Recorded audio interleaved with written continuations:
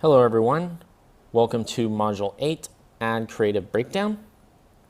In this module today, we're going to be covering the ad creative best practices and the ad examples, so that way you can know exactly with data what converts and be able to model exactly the items and specific callouts that really drive conversions.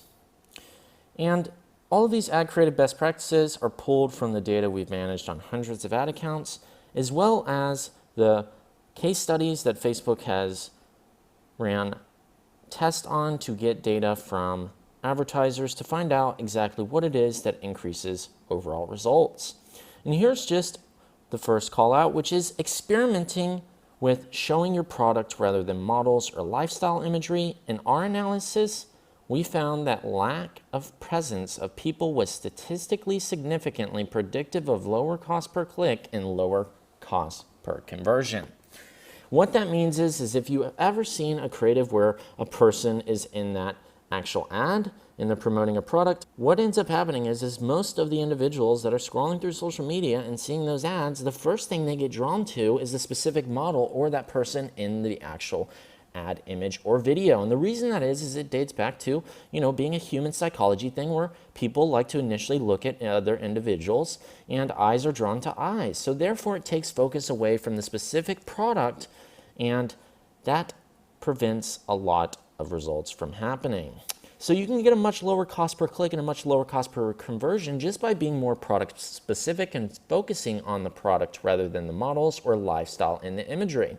And the reason for this is because you're focusing on the product. Immediately when people see it, they're going to know that it's a specific ad for that product. And so therefore, if they click on it, it's based with more of a purchase intent rather than a model or lifestyle where somebody might just have clicked because they thought the lifestyle or that person, was interesting and not really having a direct focus on the product. So therefore, there's a much lower purchase intent. So therefore, following this specific method here is going to allow you to get a much lower cost per click and much lower cost per conversion. And number 2 is zoom cropping your creatives. So that way the product takes up 80% of the view.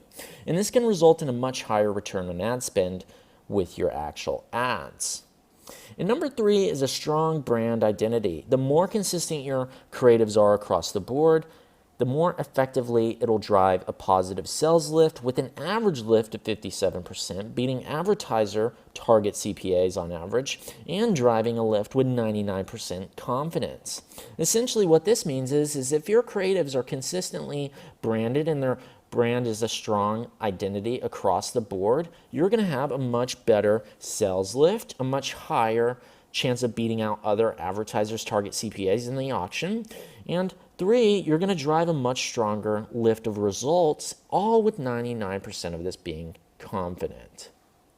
So let's go over how each of these work. The first one is a zoom crop. Here's a client example of a test we ran with tens of thousands of dollars of spend behind these creatives. And the one on the left here, the only difference is between the left and the right is the one on the left the product is taking up about 50 to 60% of the image. The one on the right, the product is taking up about 80% of the image.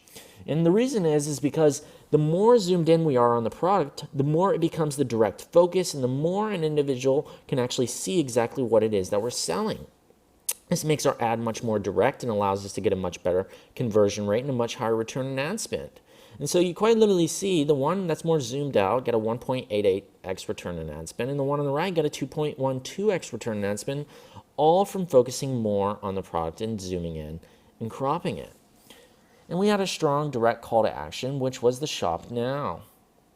And then another example with a zoom crop, except with a candle. The only difference here is the one on the left is taking up about 70% of the image, and we just made it go up to 80% of the crop on the right. So that way it could become the main focus. Now these images might look very similar to you, and you might think that there's not a big difference here at all, and that you could even see a return on ad spend lift from a 2x to all the way to a 3.12x ROAS. Yes, a 10% increase of the image, it being focused on the product itself, did drive that much higher of a return on ad spend. And the reason for that is because it has become more of the focus. And you'll notice if you compare the left to the right, that if you look more towards the bottom of the image, you'll notice that that specific fruit is a little bit more cropped out on the right-hand side, meaning that that image did become more focused on the product itself. This allows it to take over more of the view. The individual can get a much better, visual on what it is that's being sold, so that way you can get a much higher conversion lift. Then we have another client, which is a consistent brand identity. And what you'll notice between all of these creatives that we ran as a test, that all of them are following a very specific format. They have a very specific brand across the board. And you'll know if you've seen one of these creatives and then saw another one in a different feed, that you would instantly be able to tell that you'd seen the ad before, because it's following a similar layout, and it allows you to remember it very easily because the brand is very focused here. 1, the logo's in the image. 2, we have a very strong, bold claim. 3, there's a strong CTA. 4, it's very product focused. 5, it has consistent branding across the board. 6, it's following consistent creative format. And 7, we're testing different bright images. We're testing dark colors. We're testing, medium shades to find out what ends up driving the highest return on ad spend. In this case, we averaged anywhere between a 16x and a 30x return on ad spend, with thousands of dollars in spend behind each of these creatives. And the reason for that is because you get a much higher return on ad spend lift across the board whenever your branding is much more consistent across your images and creative. So many advertisers have creatives that quite literally are so different that if you showed me one of those creatives and then showed me another one, you would never know that they were from the same brand. And more or less, you might not even know it was the same product, which is very important that you actually focus on making sure that each creative is going to be able to be tied to one another in terms of the brand. And then 2, being able to actually know that it's, all very consistent and allowing somebody to know exactly what it is that you're selling. So that way, whenever they click on the ad, the conversion will happen. Then we have a creative and landing page consistency. And this is by far one of the most underrated things, but can drive some of the highest return on ad spends that individuals see. Once you start implementing this specific strategy, you're going to see such an incredible lift in results that you're honestly going to be mind blown that this was even a thing. And so many people don't even understand this concept and miss this 99% of the time. If your creative mimics your landing page almost identically, showing exactly what you had in your ad creative is what's happening on your landing page, people are automatically going to know that when they click on your creative, they landed in the correct spot on your landing page. And this is super important because you want people to, know that what they clicked on and where they're landing is the right place. And you'll immediately notice that the colors are identical here. So if they clicked on that creative and they have, intent to purchase, well, whenever they land on the actual landing page, it's the exact same thing and same branding colors that they just seen, knowing they made it to the right specific space. And the brand's very consistent here, and this can drive a much higher return on ad spend and a much higher conversion lift because everything is so consistent.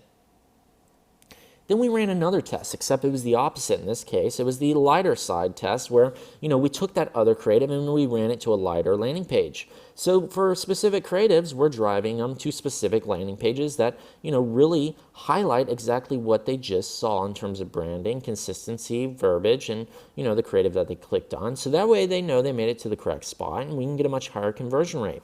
And what's really interesting about this test is both when we tested light and dark, we noticed that the lighter creatives delivered more during the day and the darker creatives delivered more during the evenings.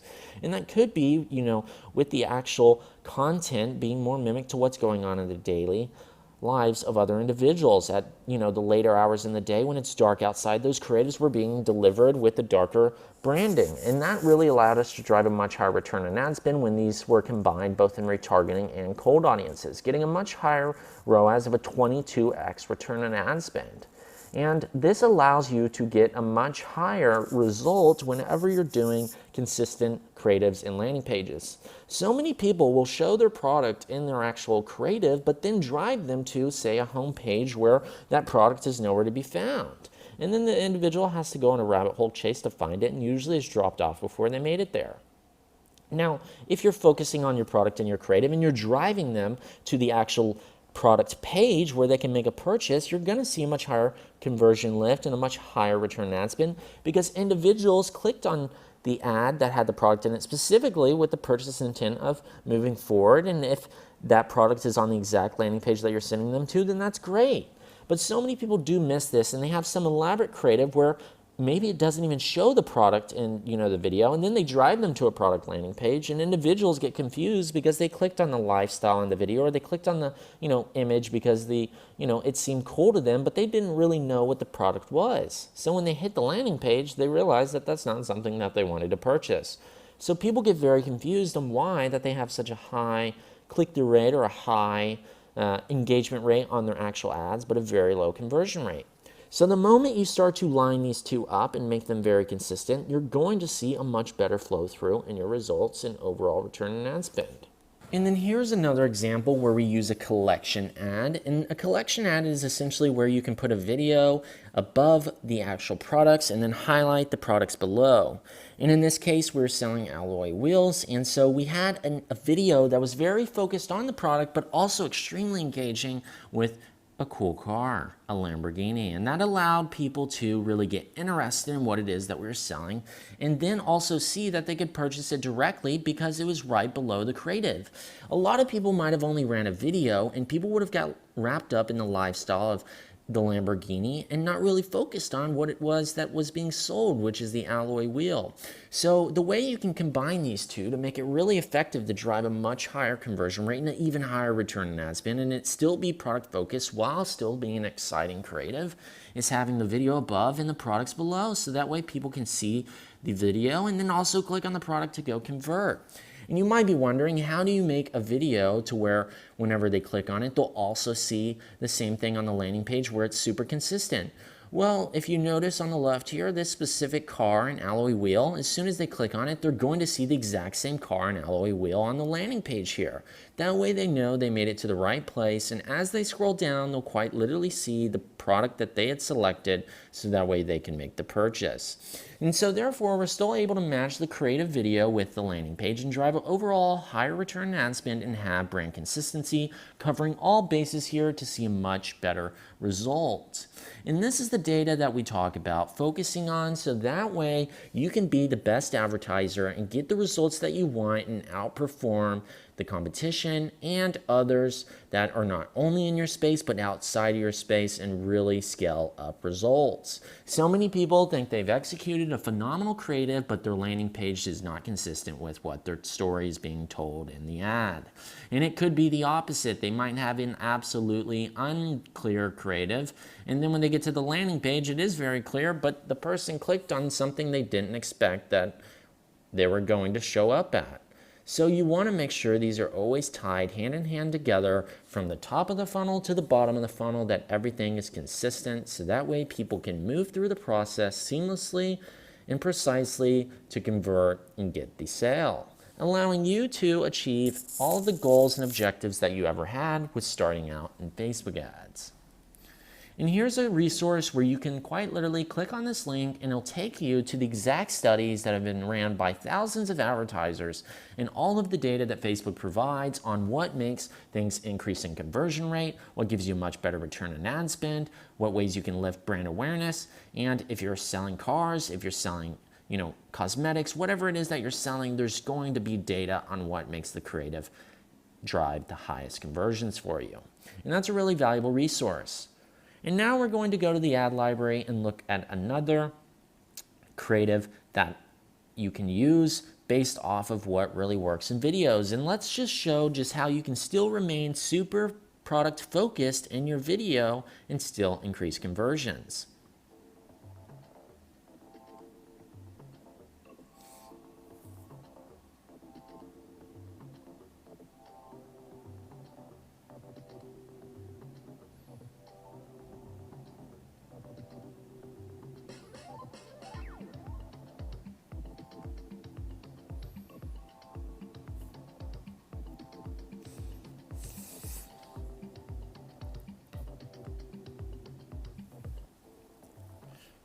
Now, what you'll notice specifically is as this video starts to play, it immediately focuses on the product and zooms in until it becomes the full view. That way people know immediately that the item being sold here is a paste for men's hair. And then it goes into showing the ingredients of what was used, and so that way people can actually get an idea of what the paste is like and how it compares to others. And you want it to be product focused so that way people know exactly what it is that you're selling. If you never show the item or the actual, specific product itself, then a lot of times the creative might have a high click-through rate because it seems interesting, but nobody really knows what it is that they're purchasing or buying in the first place. So if you make it product specific and product focused in your creative, you're going to see a much higher conversion rate because that becomes the entire focus. Therefore, the purchase intent is there because they clicked because they knew that that was the product that they were interested in. And you can continue to follow these same formats as you go down. You'll see that, as other videos play, they still focus on the actual product, highlighting it immediately, which is super important so that way we can set the tone for the rest of the video. And then you can have comparison videos that show other products compared to your product, which allows you to call out the benefits, the differentiation, so that way people can know why they would be more interested in purchasing yours versus somebody else's. And it can still be very creative in this sense while covering all of the bases that allows you to get a good conversion rate. And once again, all of these being focused directly on what's being sold. And this one calls out the ingredients. It's still another comparison, but still focuses on the product itself. So once you understand these specific best practices, you're going to be able to drive a much higher conversion rate and allow yourself to see a much better result across the board.